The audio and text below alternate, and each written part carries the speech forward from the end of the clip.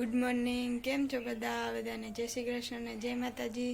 તો હું ને મમ્મી રેડી થઈ ગયા છે આજ તો શીતળા માતાજીના મંદિરે જવા માટે, કેમ કે આજ તો શીતળા સાતમ છે. જય શ્રી કૃષ્ણ મમ્મી. જય શ્રી કૃષ્ણ.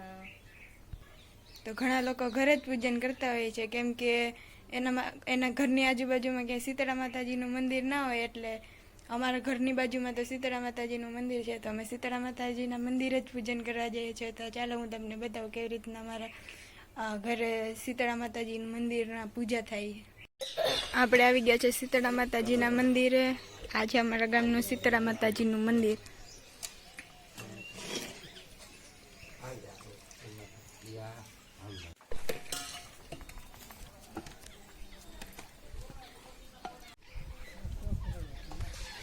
અમે બેસી ગયા છે, હવે થઈ ગઈ પૂજા.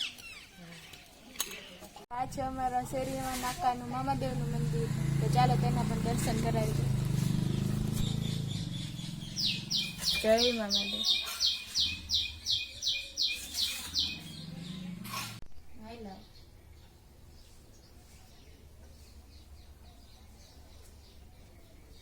તો આપણે ઘરે આવી ગયા છે અને હવે કરવા માંડ્યા છે ઉમરા પૂજન. અમે રોજ તો ઉમરા પૂજન નથી કરતા, પણ વારે તહેવાર હોય ત્યારે કરીએ.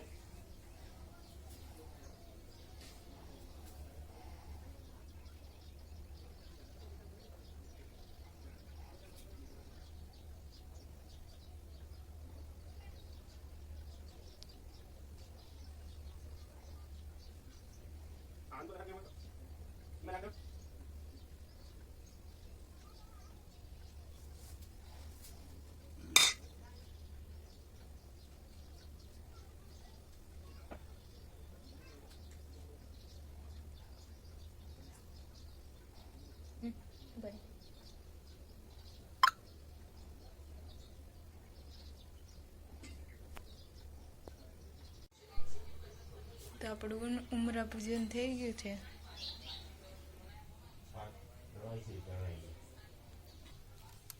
ચૂલો ઠેરો હોય એટલે અમારા ઘરે આવું કરે. આજે તો ગેસના ચૂલા ઠારેલા હોય એટલે અત્યારમાં મમ્મી ચૂલો અડગાઈ દીધો છે અને મસ્ત મજાની ચા થવા માંડી.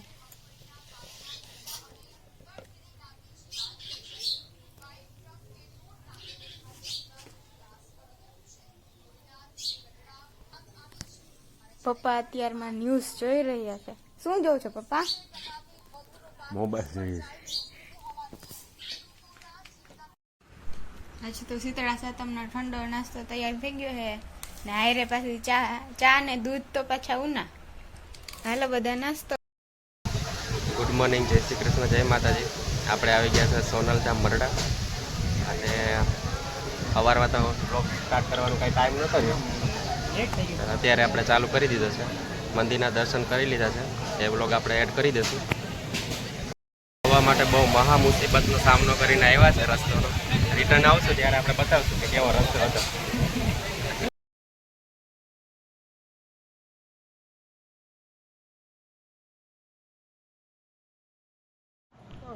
આ છે સોનલધામ મરડાનું મેઇન મંદિર.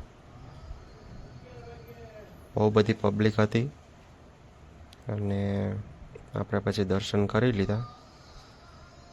થોડીક વાર લાઈનમાં ઊભું પડ્યું, એ બી આગળ જોઈ શકશો તમે.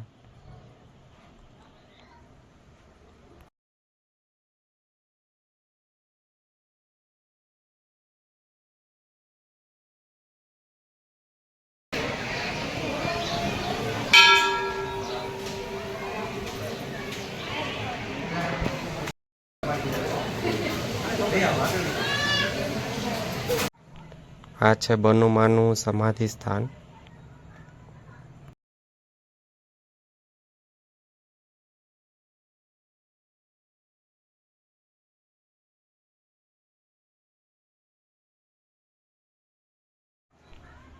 અહીંયા માનતા ઉતારવા માટેના ત્રાજવાની પણ સુવિધા છે.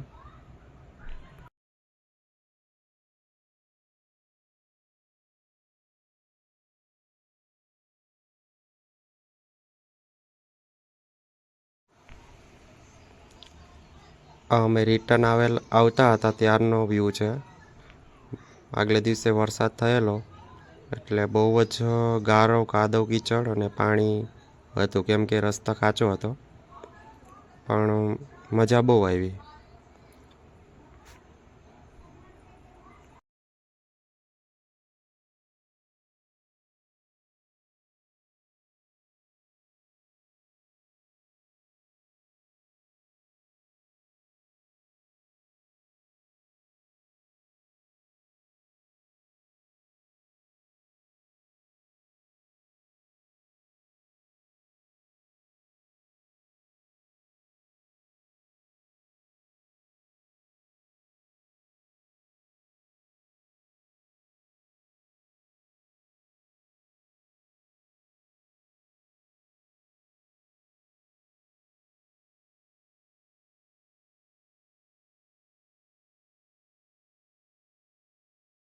આવતા આવતા આપણે રસ્તામાં એક વોટરફોલ જેવું જોઈ લીધું, તો આ બધા ઊભી ગયા છે ફોટોગ્રાફી કરવા માટે.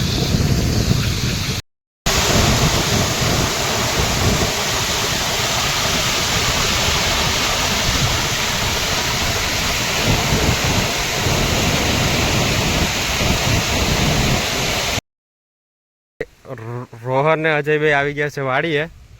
હવે ત્રોપા પીવાનો ઉપાડો છે, પણ ખબર નહીં પડે કે નહીં. આપણે ટ્રાય કરી જોઈએ. વાળો તો એવી રીતે લઈને ઊભી ગયો છે કે જાણે હમણાં 2-4 ત્રોપા પાડી લે. હવે જોઈએ, ચાલો ટ્રાય તો કરે જયદીપ, જોઈએ. આવી જશે.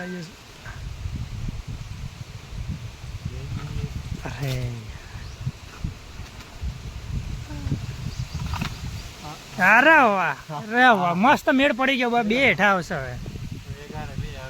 ખાલી એક જ વાર ફસાવાનું, 2 હેઠા જો હમણાં આગળ જ ખાવા પડે, માથા ઉપર જ ના આવે. અરે વાહ, ના ઈજી. આ તો આવી જઈએ.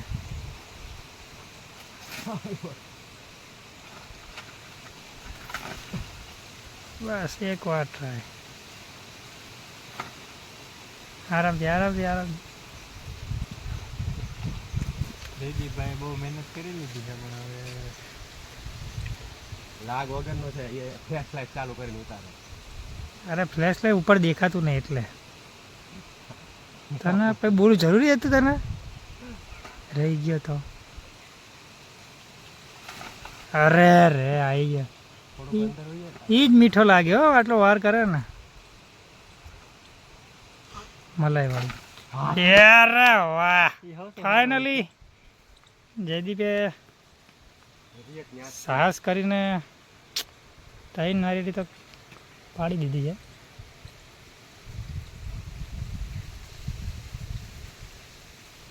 એ તો જયદીપ અસંભવ છે.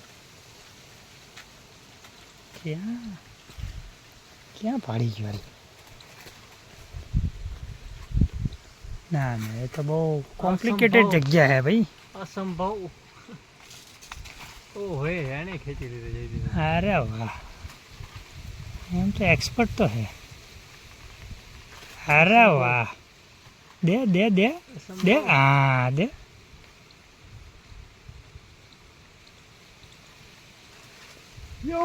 Yeah.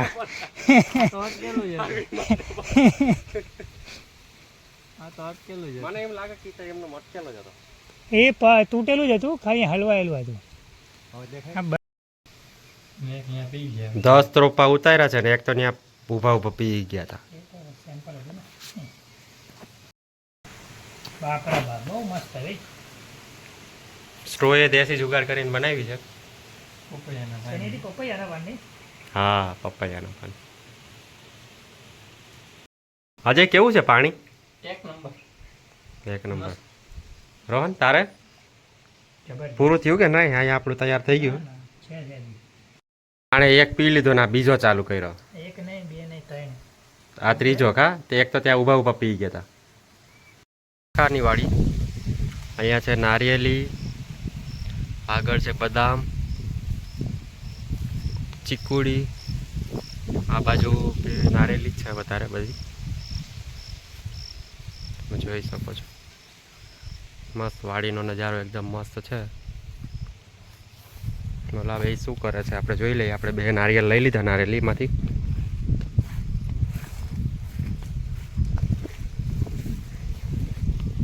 આ લોકો મસ્ત મજાનો વાડીનો આનંદ માણી રહ્યા છે. વાડીએ કંઈ છે નહીં, મજા તો એ આ લોકો જ લે છે. ખાવા જઈ અહીંયા કંઈ છે નહીં, પણ મજા તમે લ્યો ને. અહીંયા નારિયેળના ઢગલા કરી દીધા છે. આપણે આ બીજા બે નારિયેળ લઈ આવ્યા. હવે એ બધું ઘરે લઈને